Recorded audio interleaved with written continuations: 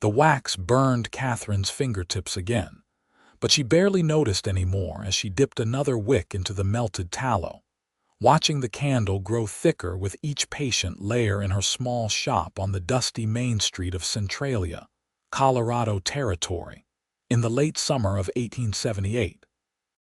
She had been making candles since she was 14, learning the trade from her mother before consumption took her 6 years ago.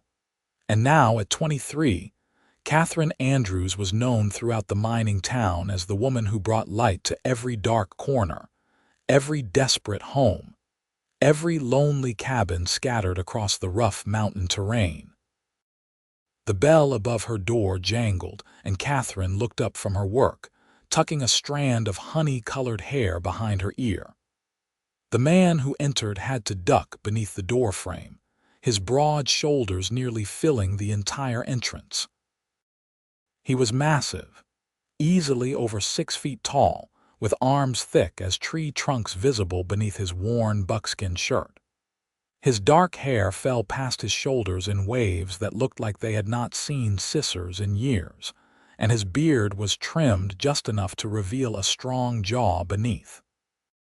His eyes, a startling shade of gray like storm clouds over the mountains, surveyed her shop with the wariness of a wild animal entering unfamiliar territory. "Help you?" Katherine asked, keeping her voice steady despite the way her heart had suddenly decided to beat faster. She had seen plenty of rough men in Centralia, miners and prospectors and drifters passing through, but something about this man was different. He carried himself with a quiet power that spoke of years spent surviving in the wilderness. "Need candles," he said, his voice deep and rough from disuse. "A dozen, maybe more." "That I can do," Katherine replied, wiping her hands on her apron. "Tallow or beeswax. Beeswax burns cleaner and longer but costs more. Money is not the problem." He stepped closer to her counter, and she caught the scent of pine and wood smoke and something wild she could not name. "Been living up in the high country. My cabin gets dark as pitch once the sun drops behind the peaks. Realized I have been living like an animal long enough." Katherine smiled despite herself. "Candles make a difference. I believe light is important, even when everything around us feels dark." She began gathering candles from her shelves, wrapping each one carefully in brown paper. "You are from up in the mountains, then?" "I have not seen you in town before. Samuel Pierce. Most folks call me Pierce.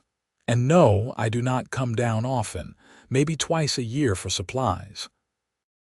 He watched her hands as she worked, and Katherine felt self-conscious about the small burn marks and wax stains that no amount of scrubbing could fully remove. "You make all these yourself?" "Every single one. It is just me running the shop now. My mother taught me before she passed." "People need light, especially here. The winters get so dark and cold. I like knowing that I am helping in some small way, making things a little less frightening for families, for children who are scared of the dark." She finished wrapping the candles and stacked them on the counter. "That will be $3 for the dozen. But you said maybe more." Samuel Pierce reached into his coat and pulled out a worn leather pouch. "Give me 3 dozen, and tell me something." He placed coins on the counter, his hands scarred and calloused from hard living. "You really believe that?" "That light helps with fear." "I do," Katherine said firmly. "Darkness makes everything worse, makes problems seem bigger, makes loneliness feel heavier.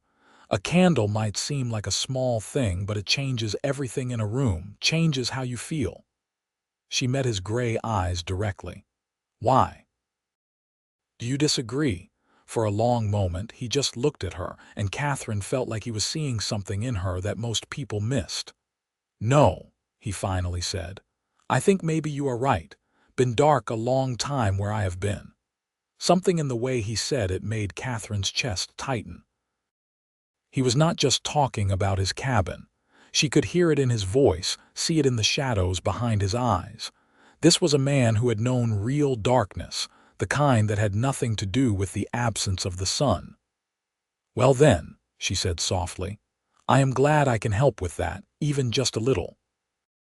She spent the next 20 minutes wrapping 3 dozen candles while Samuel Pierce stood in her shop, occasionally picking up one of her display pieces to examine it. She had put extra care into those, carving designs into the wax or adding dried flowers. They were more expensive, meant for special occasions, but she loved making them. They were proof that even something as simple as a candle could be beautiful. "These are fine work," Samuel said, holding a thick pillar candle she had embedded with small purple wildflowers. "Real fine. Thank you. Those are my favorites to make. Reminds me that there is still beauty to be found, even in hard times." Katherine tied string around the last bundle of candles. "There you go. 3 dozen. Should last you quite a while if you are careful." Samuel gathered the bundles easily, his strength evident in how effortlessly he handled what would have been an awkward load for most men. But he paused before leaving, turning back to look at her. "You live here, above the shop?" "I do. Small rooms upstairs, but they are mine." Katherine felt suddenly curious about why he was asking. "Why, just thinking. Woman alone in a mining town must be difficult sometimes." "I manage fine," Katherine said, lifting her chin slightly. She had dealt with enough men who thought she needed protecting or, worse, thought she was available for things she absolutely was not. "I have a shotgun upstairs, and I know how to use it. And most folks around here are decent." A slight smile tugged at Samuel's mouth, the first she had seen from him. "Did not mean offense. Just observing. You seem like someone who looks after others. Wondered if anyone looks after you." The question caught Katherine off guard, hitting somewhere tender she usually kept carefully guarded. "I look after myself just fine." "I am sure you do." Samuel shifted the candles in his arms. "Thank you for these. I will be back when I need more." "You know where to find me," Katherine said. And then he was gone, ducking back through her doorway and disappearing into the afternoon sunlight flooding Centralia's main street. Katherine stood alone in her shop, surrounded by the familiar smells of wax and honey and the faint smokiness that never quite left, and realized her hands were trembling slightly. She pressed them flat against her counter and took a deep breath. It was ridiculous to feel this shaken by a customer, even one as striking as Samuel Pierce. He had bought candles. That was all. He would probably not come back for months, maybe not until next spring when his supply ran out. But 2 days later, the bell above her door rang again just as Katherine was closing up for the evening. Samuel Pierce stood in her doorway once more, and this time he was carrying something. "Thought you might like these," he said, holding out a bundle wrapped in cloth. "Saw them on my way back up the mountain. Seemed wrong to just leave them." Katherine unwrapped the cloth carefully and caught her breath. Inside were dozens of honeycomb pieces, still heavy with golden honey, along with several chunks of pure beeswax. "Where did you find these?" "There is a massive hive up near my cabin. Been there for years. The bees and I have an understanding." He actually smiled this time, and it transformed his entire face, making him look younger and less haunted. "Figured a candle maker could use good beeswax. Better than what you can buy from the traders." "This is wonderful," Katherine said, running her fingers over the wax. It was beautiful quality, pale and clean. "How much do you want for it?" "Nothing. It is a gift." Samuel shoved his hands into his pockets, suddenly looking uncomfortable. "You were kind, wanted to return that." "I was just doing my job," Katherine protested, but she was touched despite herself. "You did not have to do this." "Maybe I wanted to." His gray eyes met hers again, and Katherine felt that same jolt she had experienced during his first visit. "Could I? Would it be improper if I asked to sit for a few minutes? It is a long walk back up the mountain, and I would not mind resting before I start back." Katherine knew she should say no. She did not know this man. He was a stranger, a mountain man who lived alone in the wilderness. But something in her refused to turn him away. "That would be fine. Let me just lock the door so we are not disturbed. Would you like coffee? I usually make a pot about now. Coffee sounds good." Katherine locked her shop door and flipped the sign to closed, then led Samuel through the back room where she did most of her candle-making work and up the narrow stairs to her living quarters. The rooms were small but clean, with a potbelly stove in the corner, a table with 2 chairs, a washstand, and a narrow bed tucked into the alcove. Her few possessions were neatly organized, but there was something warm about the space, with checkered curtains at the windows and a colorful quilt her mother had made covering the bed. Samuel looked around while Katherine put coffee on to boil. "Cozy," he said. "Feels like a home. I do my best."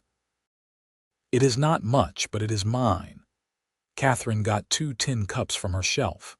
"So you really live completely alone up there? No neighbors at all? Closest cabin is maybe 5 miles away. An old prospector named Dutch. He comes by sometimes to share whiskey and complain about how the gold is all gone."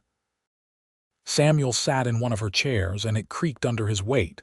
"Mostly though, yes, just me and the mountains." "That sounds lonely," Katherine said before she could stop herself. "It is," Samuel admitted, "but it was what I needed. After the war, after everything, I could not be around people anymore.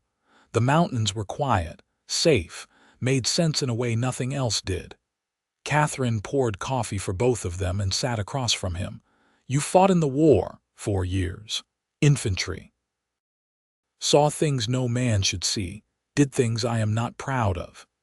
His hands wrapped around the tin cup, and Katherine noticed a long scar running up his left forearm.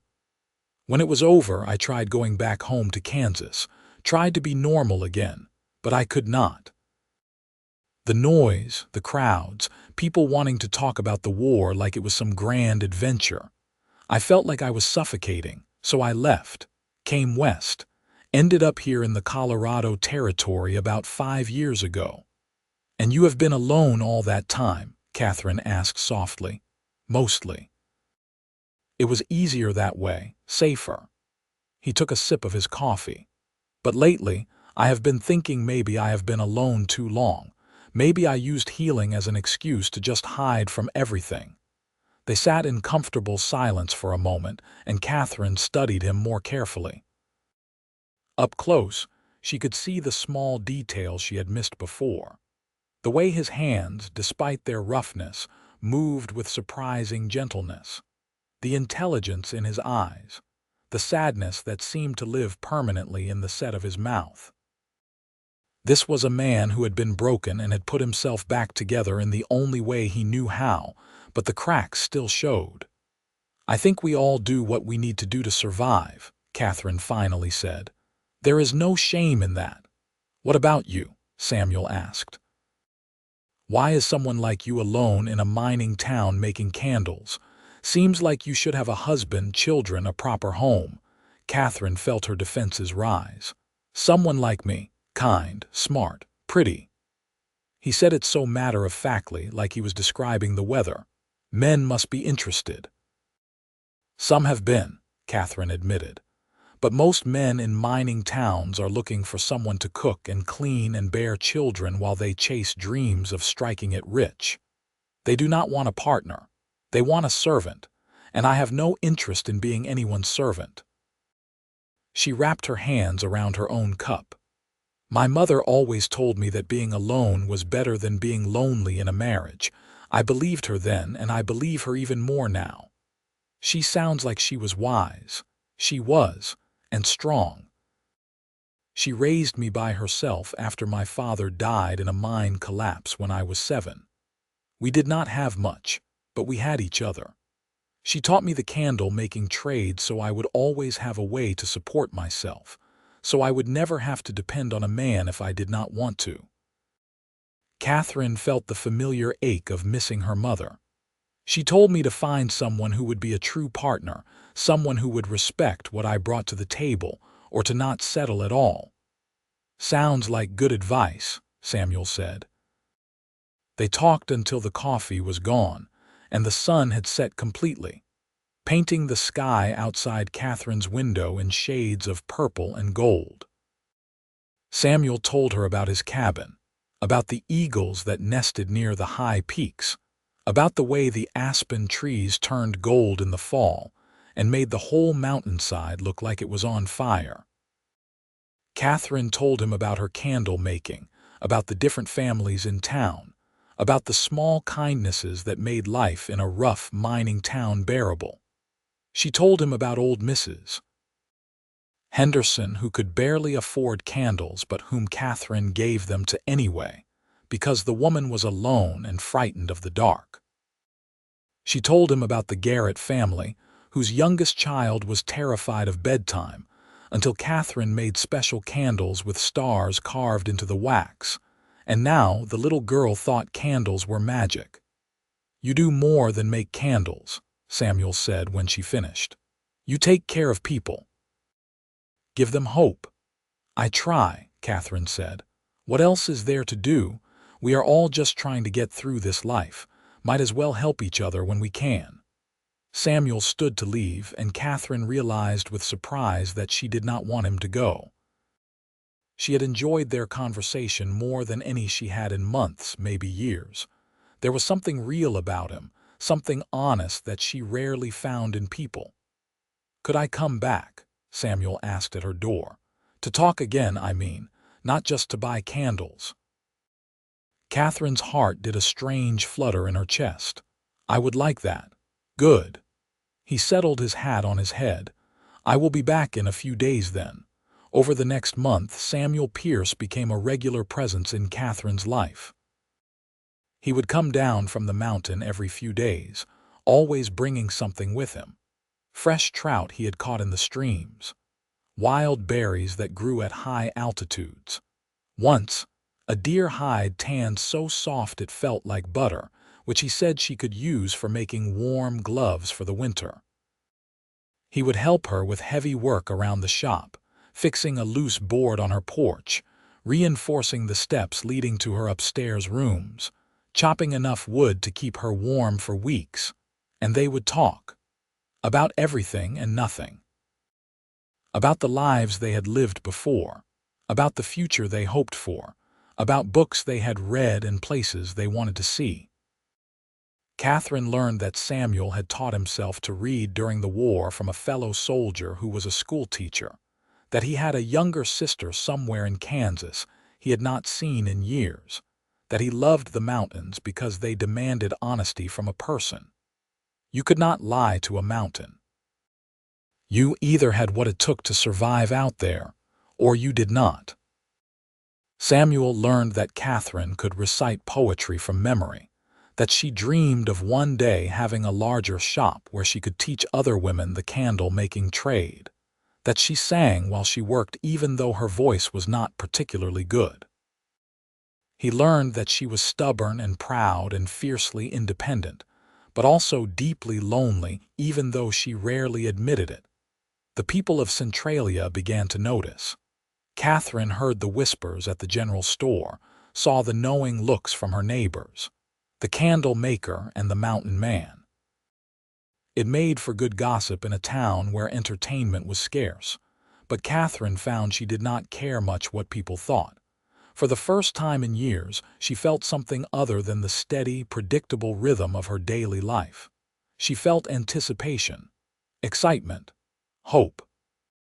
It was on a crisp October evening when everything changed. Samuel had come to town for supplies and stopped by her shop as usual.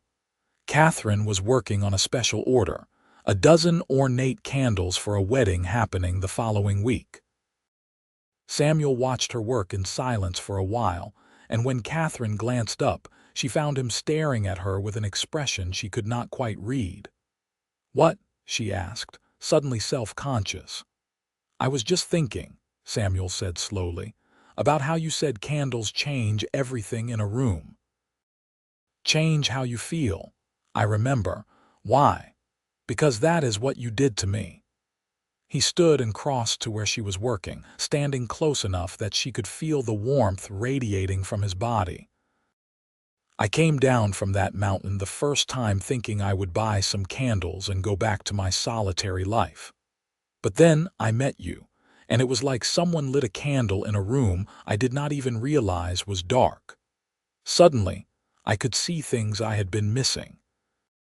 Suddenly, I wanted things I thought I had given up on. Catherine's breath caught. Samuel. I know I am not what most women want, he continued, and she could hear the vulnerability in his voice. I am rough. I have been alone too long. I have demons I am still fighting. But Katherine, you have lit up my whole world. Everything is brighter now. Everything makes sense in a way it has not in years, and I need you to know that. You think you are not what women want. Katherine set down the candle she had been holding, her hands trembling. Samuel, you are everything. You are kind and strong and honest.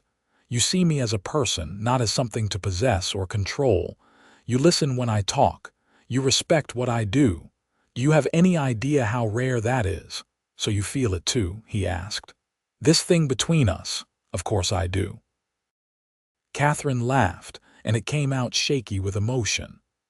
I have felt it since the moment you walked into my shop.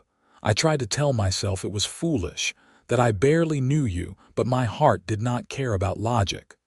Samuel reached out and cupped her face in his large, calloused hands. I am in love with you, Katherine Andrews. I did not plan on it.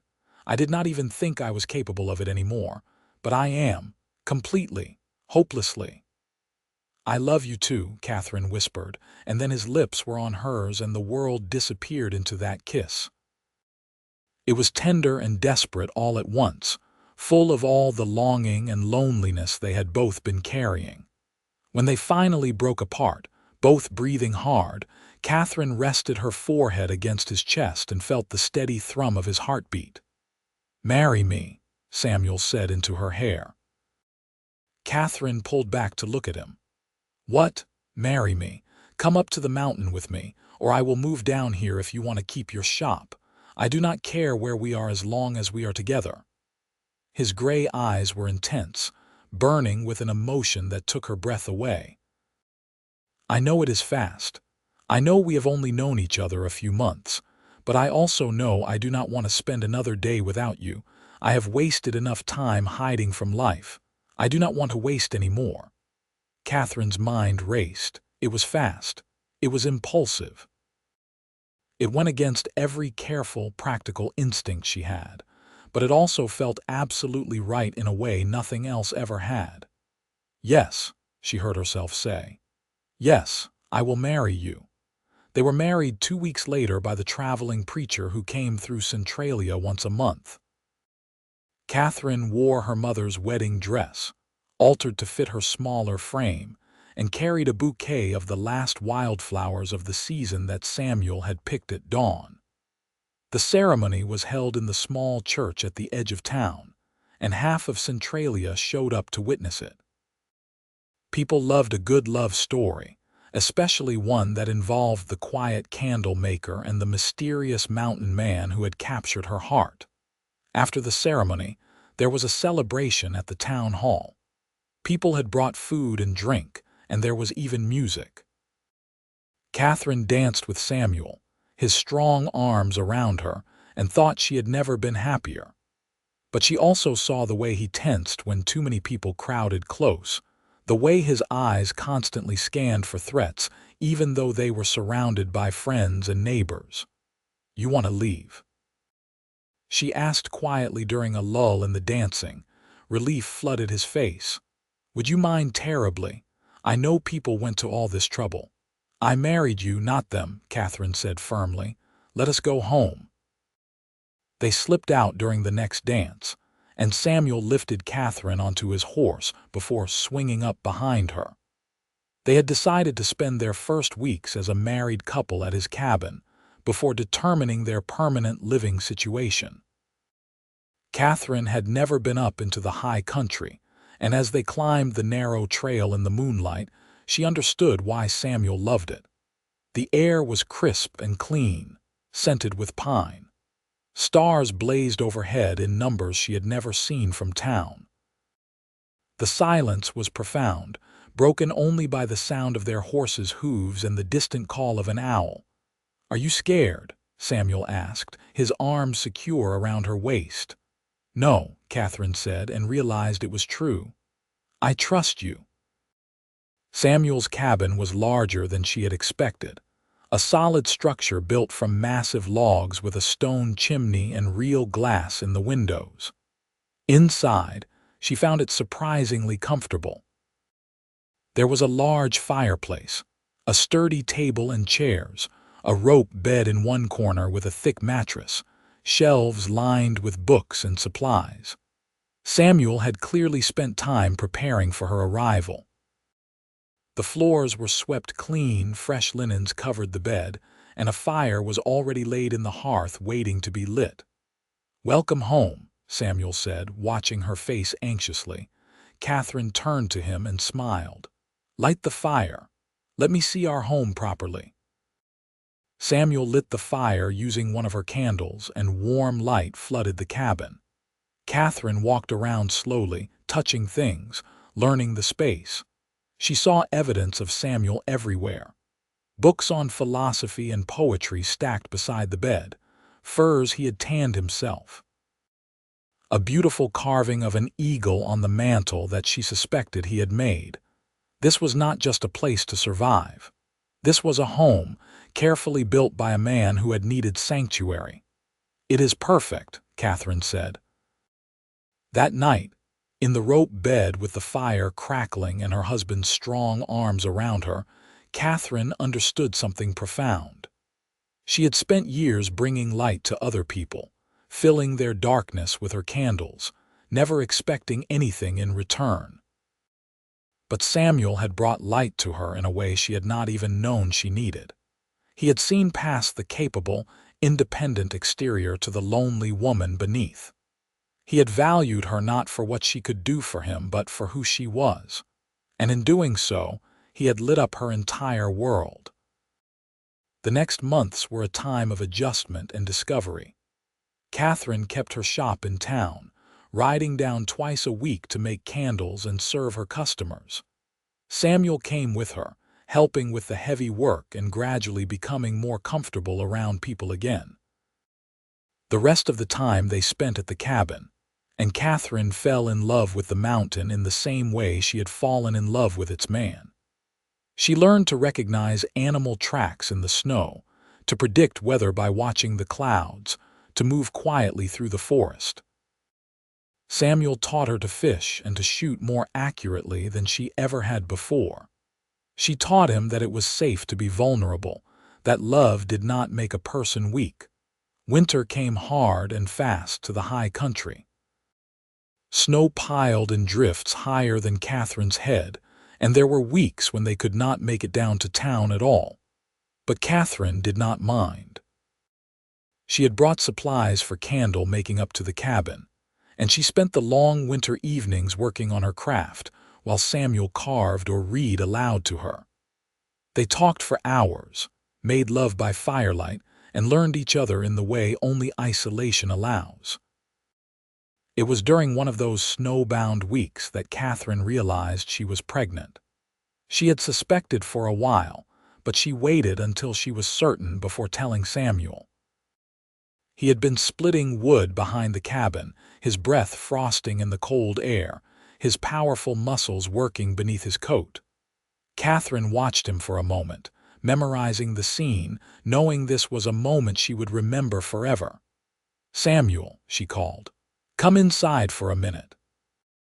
He set down the axe immediately and joined her, stomping snow from his boots at the door. "What is wrong? Are you all right?" "I am fine. Better than fine." Katherine took his hands in hers. "I am going to have a baby." For a moment, Samuel just stared at her, and Katherine's heart seized with sudden fear. They had never discussed children. What if he did not want them? What if he thought it was too soon? But then his face broke into the biggest smile she had ever seen from him, and he swept her up into his arms, laughing. "A baby," he said wonderingly. "We are going to have a baby." "You are happy?" Katherine asked, even though she could see that he was. "Happy." "Katherine, I never thought I would have any of this. A wife, a family. I thought I was too broken, too damaged." He set her down carefully, his hands immediately going to her still flat stomach. "You have given me everything, everything."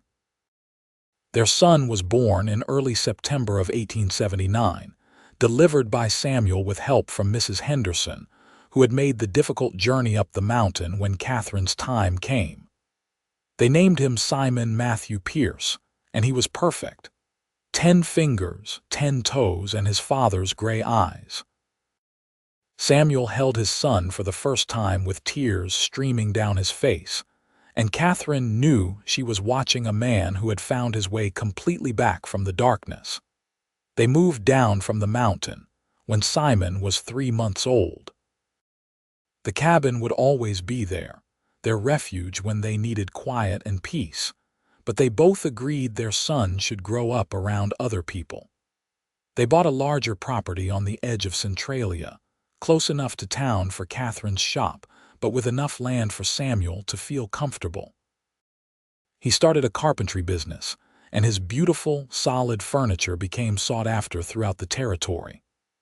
Katherine expanded her shop, eventually hiring 2 other women to help with the candle making so she could spend more time with Simon. 2 years later, their daughter arrived. They named her Margaret Rose after Katherine's mother and Samuel's sister. She had Katherine's honey-colored hair and a stubborn streak that suggested she would give them trouble when she was older.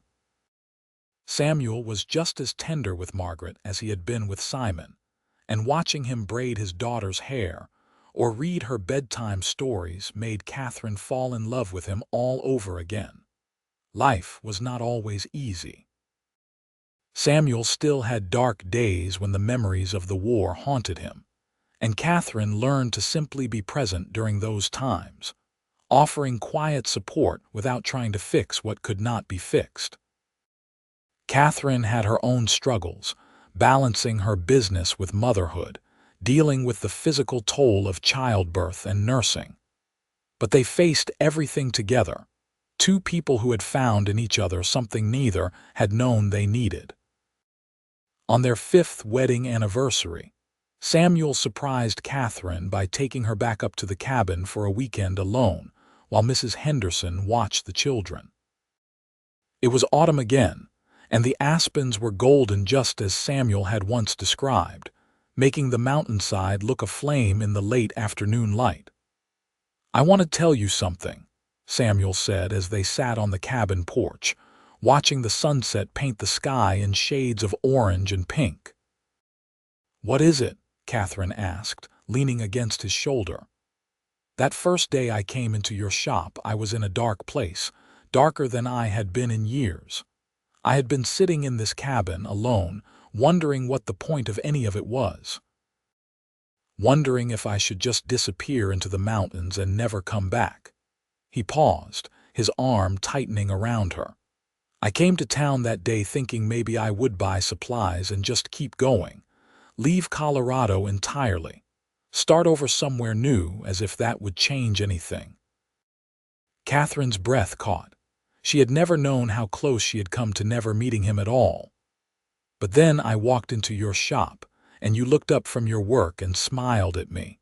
Just a simple smile, nothing special, but it reached somewhere inside me that had been dark for so long. And you talked about light, about how it changes everything, and I thought maybe there was still hope. So I stayed. And you saved my life, Katherine. You truly did." "You saved mine too," Katherine said softly. "I was so lonely, Samuel. I did not even realize how lonely I was until you showed me what connection could be.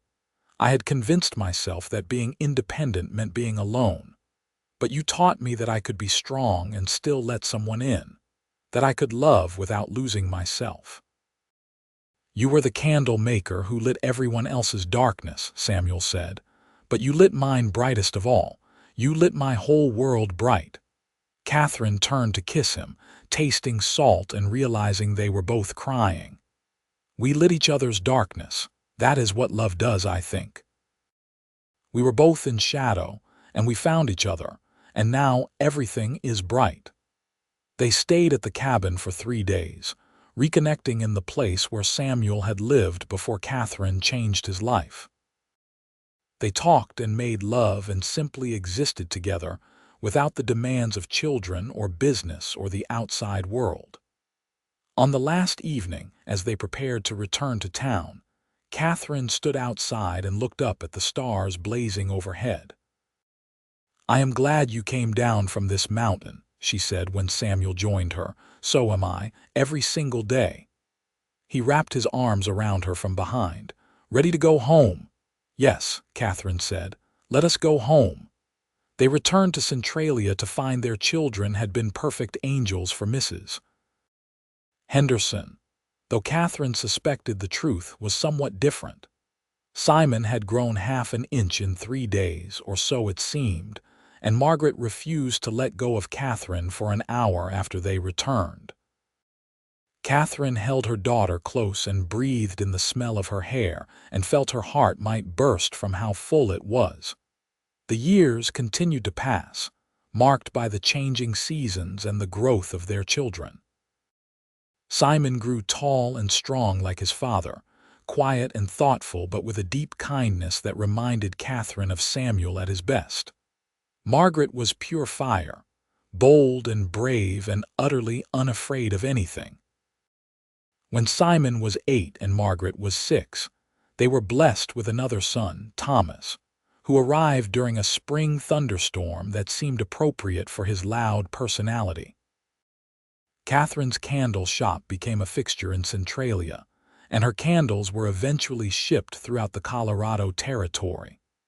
She never forgot her roots, though, always making sure to have simple, affordable candles for families who struggled financially. She also began teaching classes for women who wanted to learn the trade, passing on the knowledge her mother had given her. Samuel's carpentry business thrived as well, and together they built a comfortable life. But success and comfort were not what made them happy. What made them happy was the life they had built together. The family dinners where everyone talked over each other. The quiet mornings when Samuel would bring Katherine coffee in bed before the children woke. The evenings spent on their porch, watching the sun set behind the mountains, Samuel's hand in hers. The way they could communicate with just a look after years of learning each other. The laughter, the occasional arguments, the making up, the daily choice to keep choosing each other. When Simon turned 15, he asked if he could spend a summer at the mountain cabin, learning to survive the way his father had. Katherine's first instinct was to say no, but Samuel talked to her quietly about how important it was for their son to test himself, to learn that he was capable. "It is different," Katherine protested. "You are a grown man who had fought in a war. He is just a boy." "He is more than ready," Samuel assured her. "I will be with him. I will keep him safe. But Katherine, he needs this. He needs to know he can handle difficult things. That is the greatest gift we can give our children. Not protection from everything, but the confidence that they can handle what comes." So Katherine agreed, and Simon spent that summer in the mountains with his father. He came back taller, more confident, with stories about the eagles and the streams and the profound silence of the high peaks. Katherine saw Samuel in him then, saw the same love of the wilderness, the same need for that kind of freedom. Margaret was different. She had no interest in the solitary mountain life. She wanted the bustle of town, wanted to travel and see things beyond Colorado. When she turned 16, she announced she wanted to go to Denver to attend a finishing school. Katherine was torn, wanting her daughter close but also understanding the need to chase dreams. In the end, they let her go, and Margaret thrived in the city, though she came home often enough that Katherine did not miss her too terribly. Thomas ended up being the one who loved candle making. From the time he was old enough to help, he was fascinated by the process, by the way wax transformed into something useful and beautiful. Katherine taught him everything she knew, and by the time he was 12, his candles were as fine as hers. She suspected that when she was ready to step back, Thomas would take over the shop, and that knowledge filled her with pride. Katherine and Samuel grew older together, their hair graying, their bodies showing the marks of years of hard work and good living. But they still looked at each other the way they had when they first fell in love, still reached for each other in the night, still made each other laugh. The passion had evolved into something deeper, something that had weathered storms and come out stronger. On their 20th wedding anniversary, their children threw them a party. Simon was 22 now, working as a guide for people wanting to explore the high country. Margaret was 20, engaged to a lawyer in Denver but still visiting home regularly. Thomas was 15, running the candle shop more than Katherine did these days. The whole town came to celebrate, and there were speeches and dancing and more food than anyone could possibly eat. But Katherine's favorite part was late in the evening when Samuel pulled her aside and led her out behind the house to where they could see the mountains rising in the distance, dark shapes against a star-filled sky. 20 years, he said.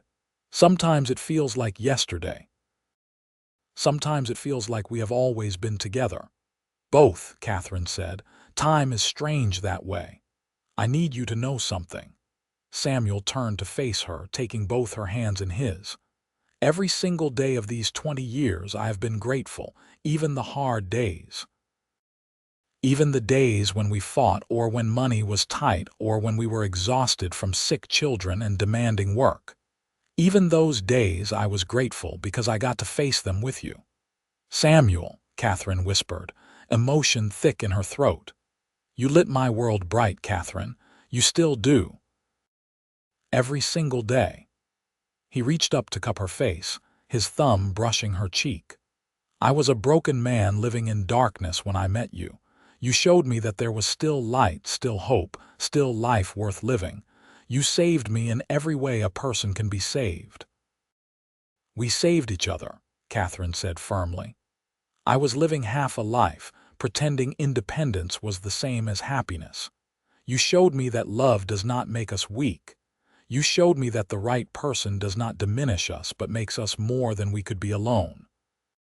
They stood together in the darkness, and Katherine thought about the journey they had taken. From two lonely people finding each other by chance to this moment, 20 years of marriage and 3 children, and a life that was fuller than anything she had imagined possible. She thought about that first day when Samuel had walked into her shop, how she had talked about candles changing everything in a room, never knowing that this man would change everything in her life. You ever regret it? Samuel asked quietly. Marrying me so quickly? Giving up some of your independence? Not for 1 second, Katherine said. You are the best decision I ever made. Loving you is the best thing I have ever done. They kissed under the stars, 2 people who had found in each other the light they needed to find their way home. Behind them, the party continued, full of laughter and music and the warmth of community. But here in the darkness, they had everything they needed in each other. The years continued as years do. Simon married a quiet woman named Elizabeth, who loved the mountains as much as he did. And they gave Katherine and Samuel their first grandchildren, twin boys who were absolute terrors in the best possible way. Margaret married her lawyer and stayed in Denver, but she visited often and eventually gave birth to a daughter who had her grandmother's gentle spirit and her mother's fierce determination. Thomas took over the candle shop when Katherine decided to retire at 50, and he ran it with the same dedication and care she had, making sure every candle was perfect, making sure light continued to reach every dark corner of Centralia. Katherine and Samuel moved back to the mountain cabin when Samuel turned 55. Their children were grown and settled, and they wanted the peace of the high country again. They spent their days in quiet companionship, Samuel carving and Katherine reading, both of them occasionally going down to town to visit their growing family, but always happy to return to their mountain sanctuary. One evening, as they sat on their porch watching another sunset paint the sky, Samuel turned to Katherine and smiled. "Do you remember what you told me the first day we met, about candles changing how you feel?" "I remember everything from that day," Katherine said. "You were right. Light does change everything. But the thing I realized is that love is light. It is what illuminates all the dark places inside us. It is what makes us able to see clearly, to find our way even when everything else is shadows." He reached for her hand, his grip still strong despite his age. "You were my light, Katherine. You still are. You always will be." Katherine leaned her head on his shoulder, breathing in the familiar scent of him, feeling the solid warmth of his body next to hers. "And you were mine," she said softly. "My mountain man who came down from his sanctuary and changed my world." They sat in comfortable silence as the sun sank below the horizon and stars began to emerge. Soon they would go inside and Katherine would light candles the way she had been doing for 40 years, and the cabin would glow with warm light. They would have a simple dinner and then read in front of the fire before retiring to their bed, where they would fall asleep in each other's arms the way they had every night since they married. It was a simple life, really. No great dramas or adventures in their later years. Just two people who loved each other deeply, who had built a life together from broken pieces, who had created light where there had been darkness. It was everything Katherine had never known she wanted, and more than she could have dreamed possible. Samuel died peacefully in his sleep at the age of 72, with Katherine beside him in their mountain cabin. It was winter, the season he had always loved best, and the world outside was blanketed in fresh snow that made everything quiet and peaceful. Katherine woke to find him gone, his face relaxed and calm, finally free from all the demons that had chased him from the war. She sat with him for a long time, holding his hand, saying goodbye to the man who had been her partner, her love, her light for 37 years. The grief was profound, a physical pain that left Katherine breathless. But even in her sorrow, she was grateful. Grateful for every day, every moment, every conversation and kiss and quiet evening they had shared. Samuel had given her so much more than she had ever expected from life. He had shown her what love could be when two people committed fully to each other. He had given her children and grandchildren, and a legacy of strength and tenderness that would continue long after they were both gone. Katherine lived for another 8 years after Samuel's passing. She stayed in the mountain cabin, surrounded by memories and the profound peace that Samuel had first found there decades ago. Her children visited regularly, and her grandchildren learned to love the mountains as their grandfather had. Katherine continued making candles even though she no longer sold them, simply because the act brought her comfort and connection to all the years she had spent bringing light to others. On the evening before she died, Katherine sat on her porch and watched the sunset with the same appreciation she had always had for such moments. She was 80 years old, her body worn but her spirit still strong. She thought about her life, about the candle shop where she had met Samuel, about all the people whose lives she had touched in small ways with her candles and her kindness. But mostly she thought about Samuel, about the love they had shared, about how they had lit each other's darkness and made each other whole. That night, Katherine went to sleep in the bed she had shared with Samuel for so many years, and she did not wake up.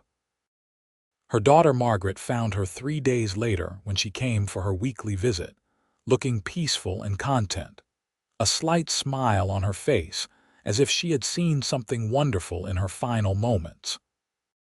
They buried Katherine next to Samuel on a hillside near the cabin, overlooking the mountains they had both loved so deeply.